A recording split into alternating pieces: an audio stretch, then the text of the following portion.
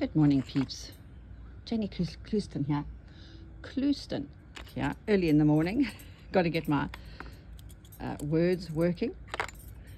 Now, my daily stitching today, I don't know, what to do. I really enjoyed my little leaf, explosion or whatever they were. I really enjoyed that. So I might get back to the hexagon, to the little, the ones that I'm unpicking. Let me zoom out a little bit. The ones that I'm unpicking that I obviously had saved for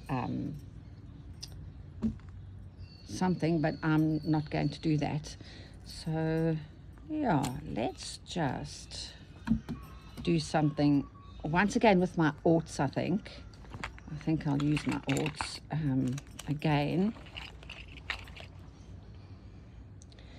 and let's see what happens today.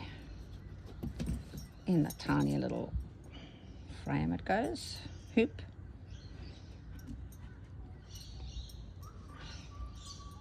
So now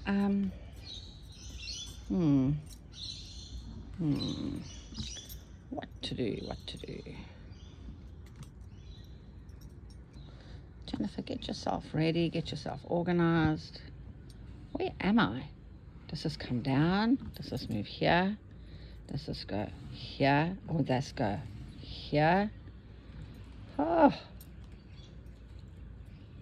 Okay, if I stay here, X marks the spot.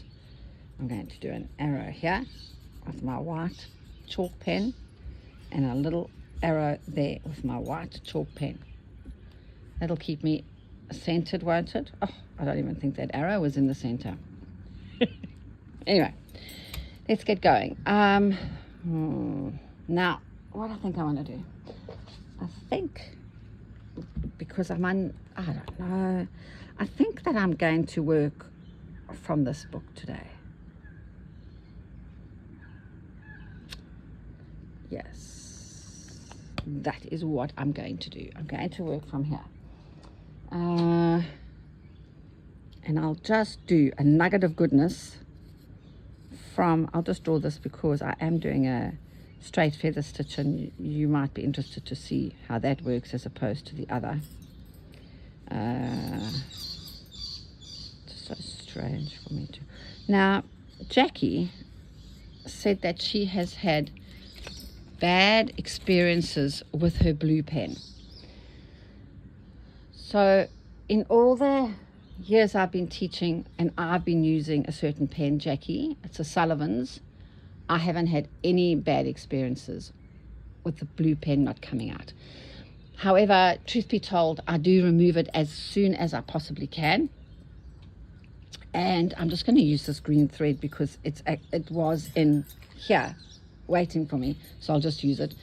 I haven't had any bad experiences with the blue pen. However, I do remove it straight away with my little jar of water and my cotton bud, which I don't have. Oh, here my cotton bud is. And I must be very honest, I use a lot of water. It might not look as though I'm using a lot of water when I'm dabbing it, but my cotton bud is quite wet. So I'm going to encourage you, and I know this sounds counterintuitive, but I think that you must wet your blue pen more. Now, as I said, I use a Sullivan's, and I'll show you what it looks like as opposed to all the others. I know that some other people have had some issues with it, with the blue pen, but I have never. So, oh, look at that. Thanks, but no thanks. I'll have to boot her.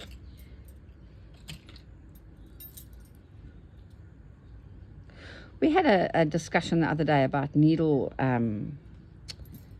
cases or needle books or whatever, and one of the women that was making one wanted to make this huge gigantic one, and I said to her, I'm really confused as to why you do, because I don't think in embroidery or stitching you need a lot of needles. I mean, even if I'm a hand piecer and I'm an applique, I do applique and I do embroidery, I still use just 2 types of needles. Once again, chenille number 22, nice, short and fat. She's gloriously chubby with a big eye, and she is the one that I use for delicate fabrics, or delicate threads. And you have to use it for silk ribbon. So, and then also my milliner's size 3 to 9, that's a straw needle, is going to get me through my embroidery and some even my beading. Most of my beadings I will use a size 3 to 9. When I hand piece, when I do English paper piecing, I use a milliner's needle, and also when I do applique, I use a milliner's needle. So I don't know. And if I'm quilting, I will hand quilting. I don't do very fine quilting like I used to back in the day, when I used a between number 10 or 12. Now I will use I'll tell you what that is. It's a darner, because I use a thicker thread now, and I make bigger stitches. So yeah. Another question that was asked of me is what the difference is between silk ribbon and satin ribbon, and there is a huge difference between the two. Silk ribbon is beautifully soft and fine, and easy to stitch with, whereas a satin ribbon is the total opposite. It's near damn it impossible to stitch with a satin ribbon. So, and also, as I said, some people message me or email me and they say they're really having difficulty with their silk ribbon, and my first response to that is I don't think it's a silk ribbon. And also, if it is a silk ribbon, you simply are not using the right needle, and you're not threading it correctly. Because silk ribbon is very, very easy to work with. Obviously, if you're using a batik fabric, that's not ideal, because the thread count is so high. But people have used it in my class, and you can still do it, but it's just a little bit more difficult. But silk ribbon is very, very, very soft and gorgeous. Okay. So what I have done there is a straight feather stitch. Let's get rid of that.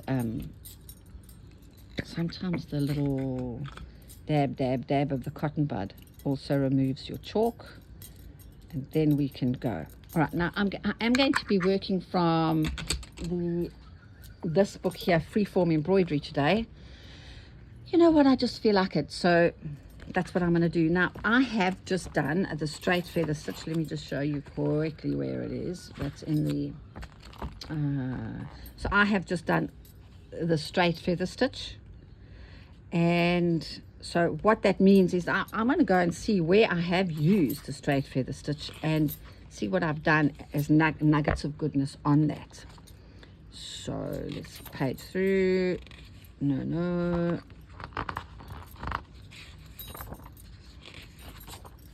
Surely I've done a straight feather stitch as a nugget. Maybe I did in my head. Okay, so that means I have to find my own pressure point, because that's how my book works. You do your your foundation stitch, and then you put your pressure points in, and then you add your softening, and then movement, and then choose maybe a finishing touch or two, and that's how you make up the nugget of goodness. Okay, it's a little shameless plug of my book, but I am working from it, so I just thought, all right, so let's go back to a pressure point and choose which pressure point I'm going to use. And because I have to do it. I have to do it because, you know me, it's just simply my daily stitching, and I like a straight stitch on my daily stitching. I'm going to do this one, B1 on 47. page 47, it says it's a pistol stitch, which, as you know, I do not use. I'm not self-published, so the publishers will still use this as a pistol stitch. Now, I don't do a pistol stitch. I will just do a straight stitch and my colonial knot on top. I just don't like the tension of a pistol stitch. So that's easy. I've got pistol. Yep, perfect. Right up my alley for my daily stitching. Oh, genade, I've just lost my needle in my gemorsie bag. Oh, don't worry about losing that one, Jennifer. It's the one that's terribly unfortunate. Okay, so let's choose a thread.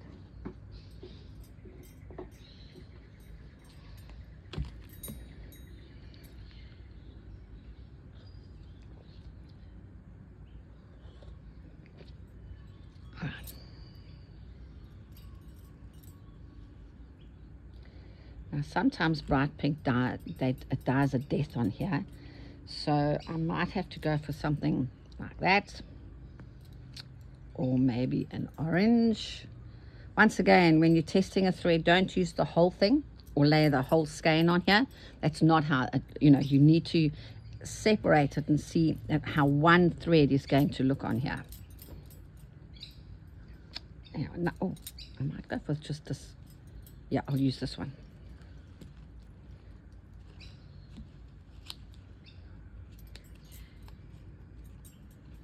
I did get a very bad review on my book, Freeform Embroidery. And a review is just a review, and everybody is entitled. And I really don't take offense. It's I am not for everybody, and my embroidery is most certainly, not everybody likes my kind of embroidery. But what this woman did was it's on Amazon. She said something about the book was boring, and also my videos are boring because I use the same stitch over and over. And what made me not a little bit sad was that she just missed the whole point. My whole point of a daily stitching is simply a ritual that I do, and I use the same stitch over and over and over again because it makes me feel good and gets my rhythm going. And she also missed the whole point of the freeform embroidery, is that you don't have to know 50 million different stitches to have fun creating embroidery that you enjoy and works for you. So as I said, one thing is that maybe I didn't explain myself as to why I do what I do in the morning and why it's often the same stitch, and why I wrote the book is it was just simply a book to make embroidery fun and creative, and for you to design what you want to do easily without fuss or whatever. And yeah, so that's my story of the morning. Anyway, I'm traveling a long way with this thread, aren't I?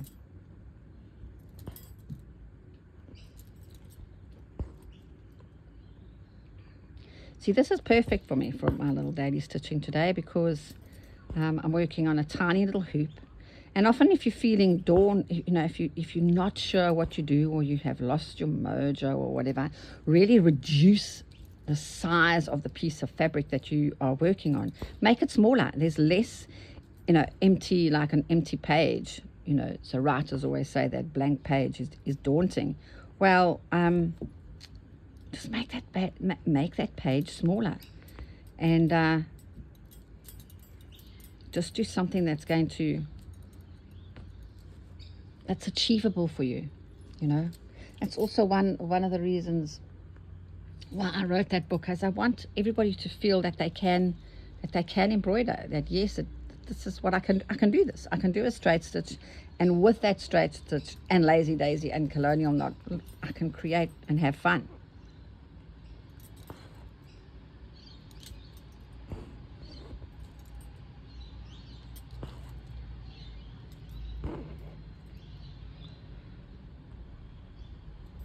Now, I can already, because I'm late this morning, because I can hear the big trucks arriving already. It's only, 6:15 in the morning, And the builders have already arrived across the road to work on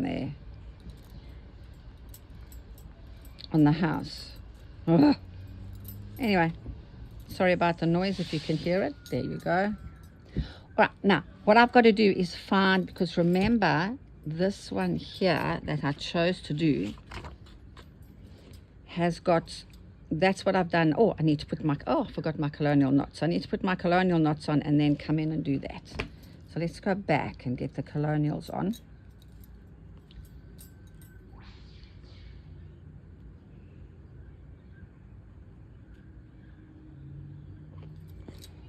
You missed the kookaburras. Just before I switched the camera on, the three of them were having a good old laugh.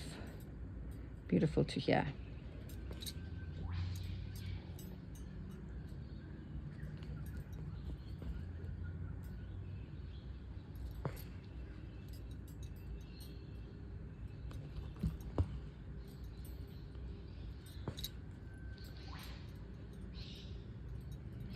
Could so easily have done that when I was doing the straight stitches, but I didn't know if I was going to change color or put a bead on, and then I read the book and I saw it was a colonial knot.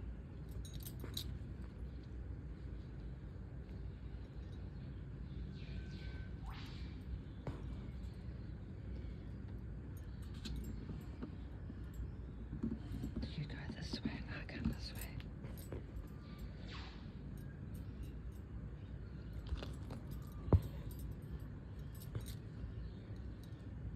I taught at Kim's yesterday, and there is a very, very talented young quilt maker and dressmaker called Haley, who works at the shop. They're very helpful at Kim's for anybody who lives in the area. And she said to me, "Oh, I love your snippets. I talked to you." And I went, "What?" So I thought that was so sweet. And she sometimes, you know, when she's talking back to me, her husband sort of gives her a quizzical look. Thanks.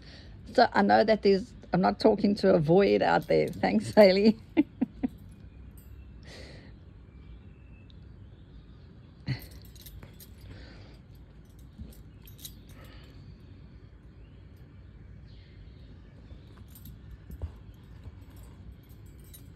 It's already 17 minutes already.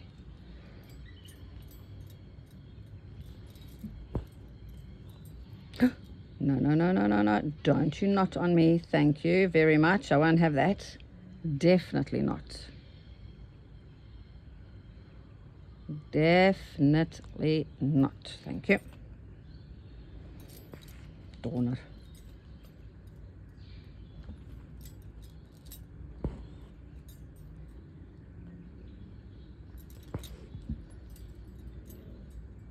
So often I don't really use a variegated thread much.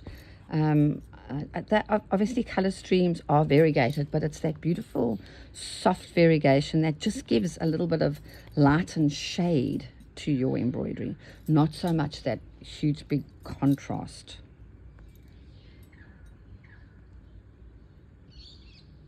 I think I need to come a little bit closer. Haley, are you telling me which way to set up my camera now? Do you also get frustrated with me, Haley, when I'm not in frame?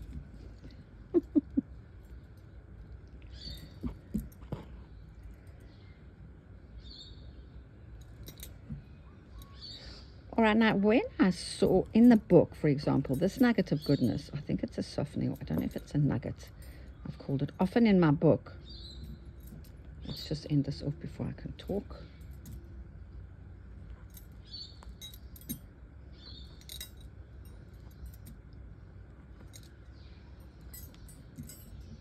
You see what I mean, Jenny, from my class yesterday? I use all sorts of knots. She said to me, "Oh, you've just changed using a different knot." I said, "Oh, I knot, there's all different ways of the way I knot depending." Now, the little thing that I did was this little number here. That pressure point, and this over here I've used as green. I'm not going to do that. I am going to use a pink to pop in over there. Okay, so I'm going to go inside. I'm going to have a sip of tea, and then I'm going to go inside and get a pink, okay? So you know how I sort of bang on about not using, I don't use stranded cotton, and it's my least favorite thread, and I use it very, very, very sparingly, and I am going to use a single strand of this. Now, let's have a look at the stitch that I'm doing here. If I use this stranded cotton for my feather stitch, for example, as I've always said, stranded cotton is made to separate, and that's exactly what it does. So over time, my feather stitch would eventually look a little bit loose and fluffy, and I don't really like that. So a colonial knot, I could use this thread, and maybe for some of these, if they're quite short, they might not separate as much as like a feather stitch. So yeah, I don't, we all have tons of that. So find a place to use it, but choose, use it where it's not going to affect some of your stitches. As I said, in the nugget of goodness in the book, these extra stab stitches were done in a green. Oops, sorry. And I'm going to just do it in a pink. In the pink.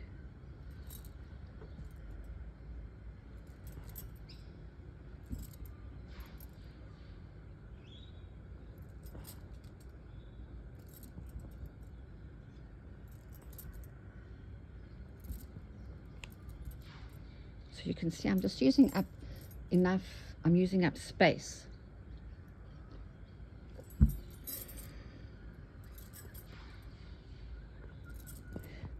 Yeah, another little tip that I always tell my students is that when you are working on a small piece of fabric, for example, because this hoop is very small, it's about the size of the palm of my hand, and I've got small hands,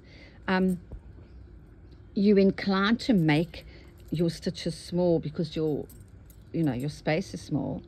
I suppose it's very much like furniture in a home, is that when you have a small room, not to put lots of small stitches, small furniture in that room, rather have less furniture and bigger stitches. My words are all wrong today.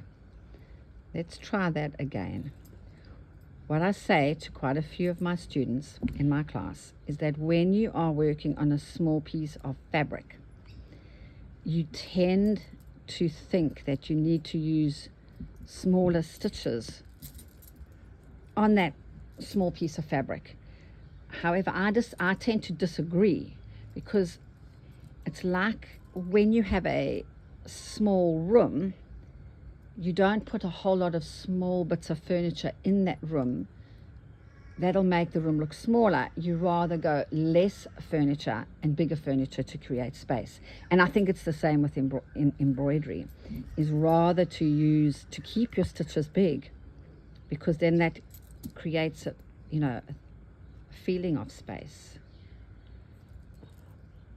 This hoop is very small, but I haven't made my stitches small. I've kept them nice and big and juicy.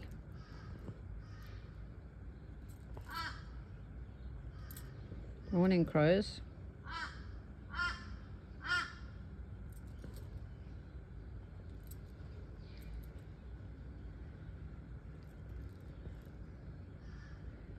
going to do this and then go for my daily constitution, as my dad calls it.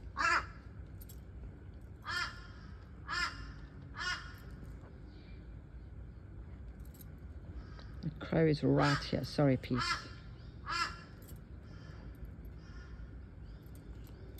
Calling to his mate. No, Jennifer.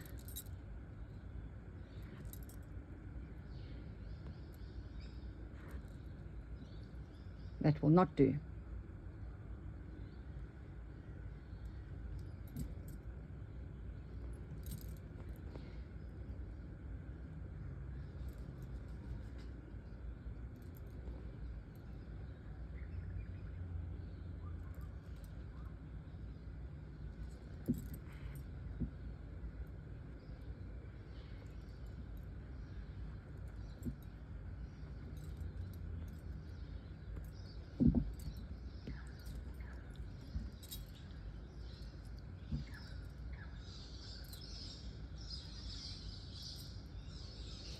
and the rainbow lorikeets aren't here today. They haven't arrived. And I'm late today, so I don't know why. Maybe they've got food somewhere else. Maybe they just don't like me anymore. Could be all sorts of things. It'll start to rain any minute soon.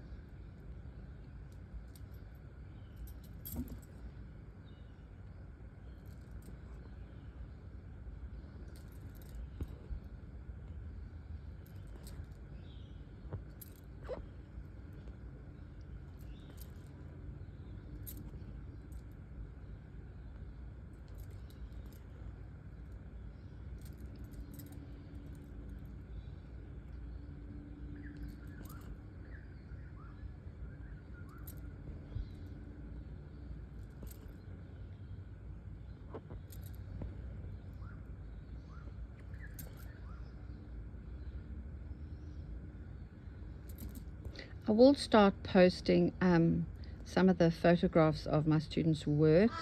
I just need to finalize this with a few of them if I can do so. And then on Jennifer Clouston, Stitch with Jennifer Clouston on Instagram, I will just share some of their work. But as I said, I really need to ask their permission first and say, you know, is it okay that I share your work on this platform, on the, you know.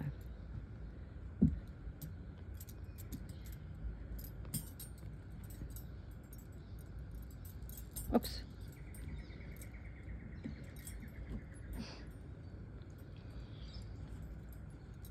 All right, now the next thing that was on this little, I don't know if you remember, on the nugget of goodness, that on the pressure point that I'm using. I know, because I remember there is a little lazy daisy. So I'm going to pop that little lazy daisy on, and then that means the pressure points are done for this. Now, do I use a green traditionally? Do I use a blue? Do I use a beautiful orange? Or do I boringly and predictably use a green? And I'm going to go boring and predictive. And I'm going to, oh, patatatas, this is very long. Is this a better color? Nope, she's too out there. It's such a tangle in here. Let's use this one.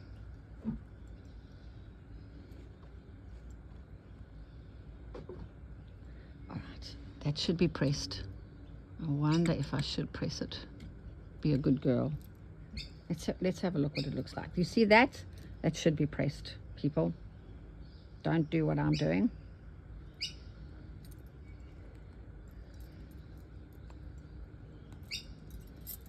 Let's see if I can. What this is, by doing that pressure point, it's allowed me lots of negative space in here to add something, has it not? Okay, so let me come up over here.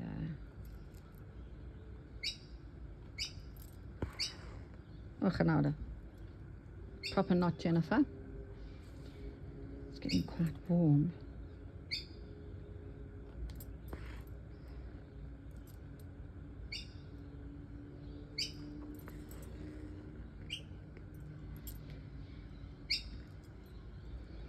Now my question is, on the nugget of goodness, this only had one, oh, Blixen. That only had one lazy daisy, but I don't know if I should put one on each side. And I'm actually feeling the one on each side a little bit more than, and I think it's only because of the background fabric that I'm feeling that it just needs to have a little bit more substance.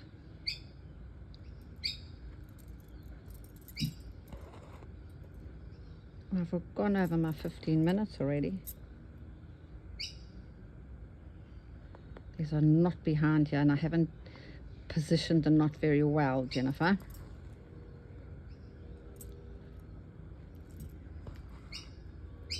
Color green could have been a bit better, I have to confess, peeps. But as I said, it's not hanging in the Smithsonian Museum. I'm not entering it into a competition.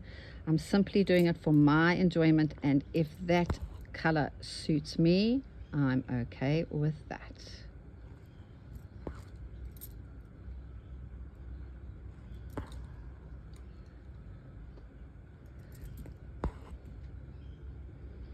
Dit is eintlik baie pragtig, hoor. Ek hou daarvan. I'm happy with this. That could have been a bit smaller, that little lazy daisy.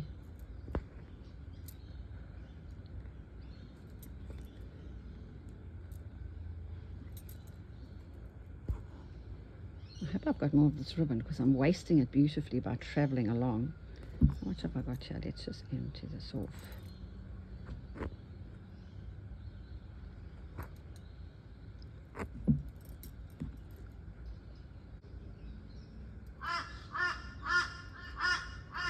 Oh dear.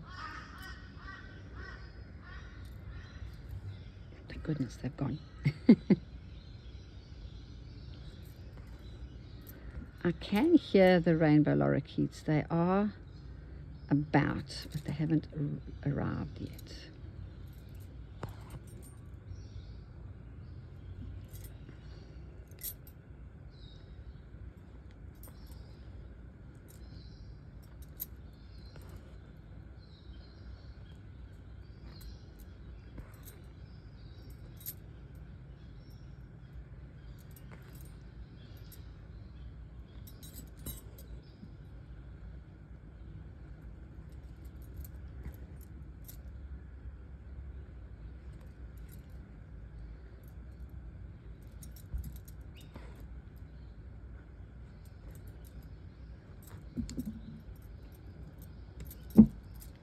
I don't know if I can get any more out of this. I won't waste. I'll keep it for later because I can still use that. I'll just use it. Oh, genade. This is the only one that's left. Only piece that's left. Yes, interesting back of my work, isn't it? It's not. This has turned out to be really kind of twee, isn't it? Hasn't it?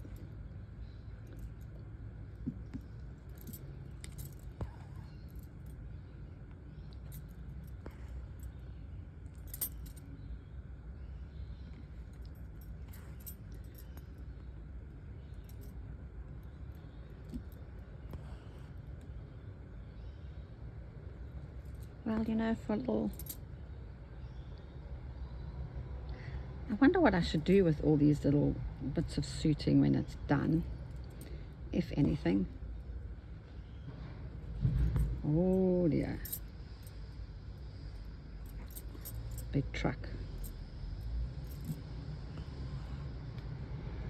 And you know what, peeps? With that, I've got one more to do here, but the trucks have arrived across the road. And kind of I lose my tea when that noise is here, so I might just call it a day and pack everything up. And I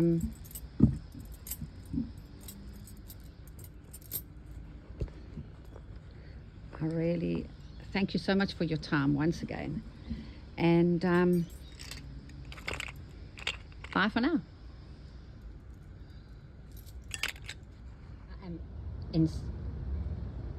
I am currently in Sydney with my daughter, visiting her, and just a quick update that this is what I completed on the flight here, and also to remind you that I am teaching at the wonderful Green Door Studios at the end of the month. I will put the link in the notes to the dates and costs, etc. Thanks, bye.